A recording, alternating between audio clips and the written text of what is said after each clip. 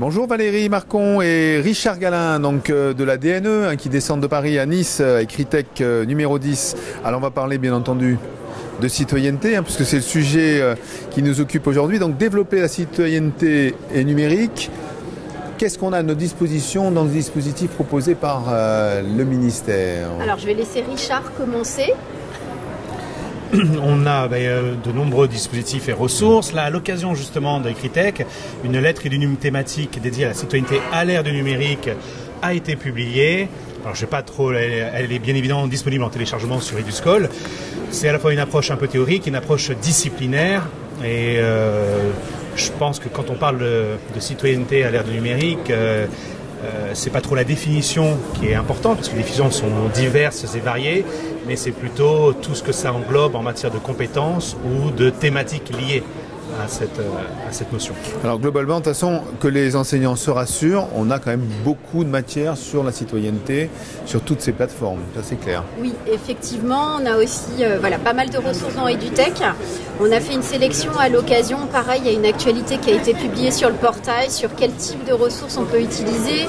Aujourd'hui, c'est important parce qu'on a revu toutes nos mentions légales et c'est vrai qu'on est dans cette préoccupation de la protection des données à caractère personnel, et il y a des ressources, des contenus, que ce soit ceux de l'AFP, du site TV, de Radio France, qui sont aussi des partenaires qui par ailleurs offrent des comptes classe, c'est-à-dire que les enseignants peuvent mettre à disposition de leurs élèves ces ressources, et il y a énormément, des dizaines de ressources qui permettent par exemple d'explorer les réseaux sociaux, quelle utilisation, un certain nombre de thématiques autour de cette citoyenneté numérique.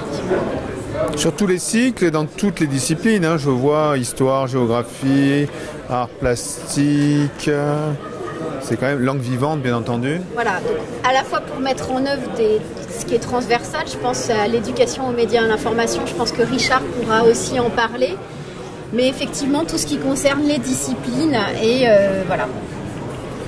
Oui, les autres dispositifs à la disposition, c'est tous les TRAM, les travaux académiques mutualisés, qui chaque année concerne une vingtaine de disciplines et en fonction des thématiques choisies, proposées et ensuite choisies, les thématiques. L'année dernière, par exemple, le tram EMI, c'était les biens communs, le jeu pédagogique, et ainsi de suite. Les thématiques sont diverses. Il y a également, en lien avec les trams, EduBase, qui est une banque de scénarios pédagogiques dans laquelle entre autres, sont déposés, indexés les scénarios issus des trams, qui travaillent aussi les nombreuses thématiques.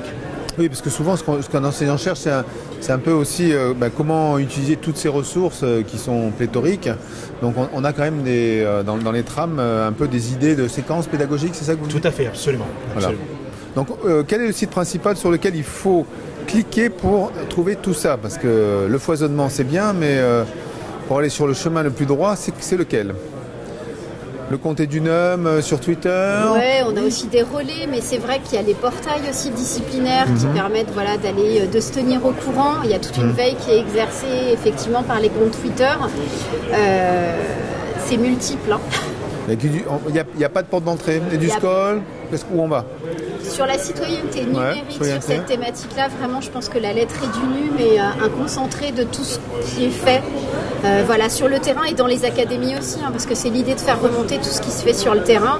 Et après, effectivement, pour les ressources, il faut aller piocher. D'accord. Là où on peut. Richard? Oui, parce que justement, quand on parle de citoyenneté à l'ère numérique, ça aborde aussi bien les données personnelles, le cybersexisme, cyberharcèlement, les data, les communs. Les thématiques sont extrêmement... Il y a plein de cas de figure dans lesquels on peut... Donc c'est en fonction de la porte d'entrée. Pourquoi il y a plein de cas de figure justement? Est-ce que c'est essentiel ça? La citoyenneté, la problématique de la citoyenneté. On attaque les élections européennes par exemple. Oui, justement, là on a proposé dans le cadre d'Ecritech, il y a un panneau avec des post-it et les gens viennent contribuer.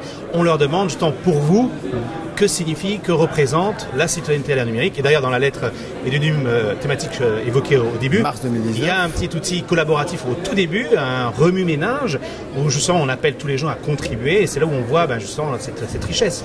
Vraiment, c'est la richesse de la thématique. Ok. Un autre petit mot? Non, c'est bon? Merci. Merci beaucoup et à la prochaine alors. Merci à vous.